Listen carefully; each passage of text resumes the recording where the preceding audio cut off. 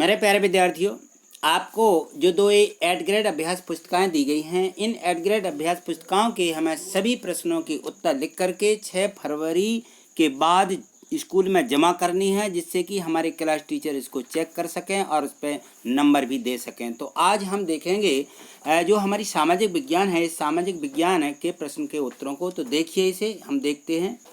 तो देखिए, ये दिया गया है अध्याय 10 से 18वीं शताब्दी में नए राजनीतिक का गठन। आज हम अध्याय 10 के जो प्रश्न हैं उनको सभी को हम अच्छे से समझेंगे और लिख भी लेंगे। इसके पहले यदि आपने अध्याय 10 के पहले वाले पार्ट नहीं लिखे हैं, अध्याय को नहीं किया है पूरा, तो आप मेरी वीडियोस पर जाकर के आप उनको वहां से पूरा कर लीजिए। यदि आपसे वीडियोस या मेरी प्लेलिस्ट देखते नहीं बनती है तो 1 मिनट देखिए, मैं आपको बता रहा हूँ। तो देखिए, जैसे मेरी ये आप वीडियो देख रहे हैं अध्याय 6, इसमें तो यहाँ जैसे ही आप इसको देख रहे होते हैं तो यहाँ नीचे देखिए, यहाँ लिखा रहता है गणित वाले सर। ये मेरी फ़ोटो लगी हुई है और जो ये गणित वाले सर लिखा हुआ है, इसे आपको क्लिक कर देना। तो देखिए, मैं आपको क्लिक करके बता रहा हूँ। मैंने ये क्लिक कर दिया। तो जैसे ही हम इसको क्लिक करते हैं तो यहाँ देखिए, सबसे ऊपर ये लिखा रहता है वीडियोज़। ये जहाँ मैंने गोला लगा दिया, इसको आप क्लिक करेंगे तो मेरी सभी वीडियो आ जाएंगी। और उसी के बाजू में देखिए, यहाँ लिखा प्ले लिस्ट। तो प्ले लिस्ट को यदि क्लिक करेंगे तो आप मेरी सभी वीडियो जो हैं अलग अलग विषयों की सभी प्ले लिस्ट है, उस पर आपको सभी विषय मिल जाएंगे। तो मैं देखिए पहले वीडियोज़ को क्लिक करके बता रहा हूँ। देखिए, तो यहाँ मैंने वीडियो को क्लिक कर दिया। तो जैसे वीडियो को क्लिक करते तो मेरी देखिए ये सभी वीडियो आपको दिखने लगेंगी। आप ऊपर खिसकाते चलिए तो ये सभी वीडियो इसमें जो दी गई हैं वो आप इनको यहाँ से देख सकते हैं और इनको जो है लिख सकते हैं। तो मैंने बार बार आपसे यह भी कहा है कि मीन्स कम मेरिट की तैयारी कक्षा 7वीं से ही शुरू कर देनी चाहिए। देखिए, मैंने एक वीडियो डाली है मीन्स कम मेरिट से संबंधित, आप इसको भी क्लिक करके देख लीजिए।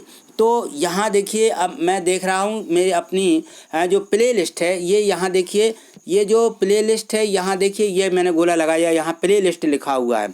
तो इसको क्लिक करिए। मैं क्लिक करके बता रहा हूँ। मैंने जैसे ये क्लिक कर दिया तो क्लिक करने पर ये देखिए, यहाँ पे कक्षा 6वीं 7वीं 8वीं ये अलग अलग तीनों क्लासें दी गई हैं। तो आप जिस क्लास की वीडियोज़ देखना चाहते हैं तो उस क्लास को क्लिक कर दीजिए। तो उसके सभी विषयों की आपको जो इसकी पार्ट दिए गए हैं सभी विषयों के, वो आपको इस प्लेलिस्ट पर मिल जाएंगे। ठीक, तो इस प्रकार से आपको ये देख लेना है। चलिए देखते हैं हम अपने प्रश्नों को जिसे हम हल कर रहे हैं। तो देखिए, तो अब देखिए, ये जो अध्याय 10 दिया गया है 18वीं शताब्दी में नए राजनीतिक का गठन। इसका प्रश्न है कि उन परिस्थितियों को लिखिए जिनके कारण मुगल साम्राज्य कमजोर होता गया। तो इसका उत्तर है कि बादशाह औरंगजेब ने दक्कन में 1679 ईस्वी से लंबी लड़ाई लड़ते हुए वित्तीय संसाधनों को बहुत अधिक खर्च कर दिया था। औरंगजेब के उत्तराधिकारियों के शासनकाल में समाज में साम्राज्य के शासन की कार्यकुशलता समाप्त होने लगी और इसमें जो मनसबदार थे उनके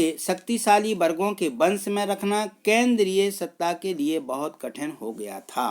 तो इसका इस प्रकार से इस उत्तर को लिख लीजिए और अच्छे से इसको समझ लीजिए। ठीक, अगले प्रश्न को देखते हैं। प्रश्न क्रमांक 2 दिया गया है कि 18वीं शताब्दी में मुगल साम्राज्य के पतन के साथ साथ राज्यों के कितने समूह बन गए, उनके नाम लिखिए। तो हमें उनके नाम भी बताना है। यहाँ 18वीं शताब्दी के राज्यों को 3 परस्परापर्यायी समूहों में बांटा गया है, जो ये नीचे दिए गए हैं। अवध, बंगाल, हैदराबाद जैसे भी राज्य जो पहले मुगल प्रांत थे, ऐसे ही राज्य जो मुगलों के पुराने शासनकाल में वतन जंजीरों के रूप में काफ़ी स्वतंत्र थे।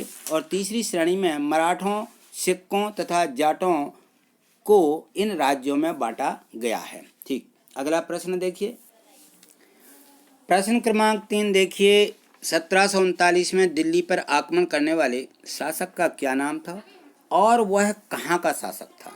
दरअसल मार्च 1739 में फारस अब ईरान के जो बादशाह नादर शाह ने भारत पर हमला कर दिया था। करनाल में हुई लड़ाई में उसकी सेना ने मुगलियों सेना को बुरी तरह से शिकस्त दी थी। इसके बाद नादर शाह का दिल्ली पर कब्जा हो गया। ठीक, अगला प्रश्न देखिए। प्रश्न क्रमांक 5 दिया है कि अवध में सआदत खान द्वारा जागीरदारों को किस प्रकार नियंत्रित किया गया। तो अवध क्षेत्र में मुगल प्रभाव को कम करने की कोशिश के चलते मुगलों द्वारा नियुक्त अधिकारियों और जंजीरदारों की संख्या में कटौती कर दी। उसने जंजीरों के आकार में भी कटौती की और रिक्त स्थानों पर अपने निष्ठावान सैनिकों को नियुक्त किया। ठीक, अगला प्रश्न देखिए। प्रश्न क्रमांक 6 दिया है कि सूबेदार आसफ जाह दक्कन का शासक किस प्रकार बना। तो उसका उत्तर है कि अपने लिए कुशल सैनिकों तथा प्रशासनिकों को उत्तरी भारत से लाया था और वे दक्षिण में नए अवसर पाकर प्रसन्न थे। उसने मनसबदार नियुक्त किए और इन्हें जंजीरें प्रदान की। ठीक, अगला प्रश्न देखिए। प्रश्न क्रमांक 7 दिया है कि दल खालसा किसे कहते हैं, वे किस प्रकार कार्य करते थे। तो जत्थों और मिसलों की संयुक्त सेनाएं दल खालसा कहलाती थीं।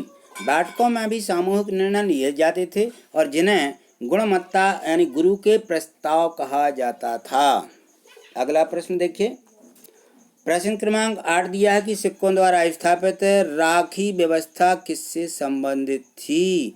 तो सिखों ने राखी व्यवस्था स्थापित की जिसके अंतर्गत किसानों से उनकी उपज का भी 20% कर के रूप में लेकर बदले में उन्हें संरक्षण प्रदान किया जाता था।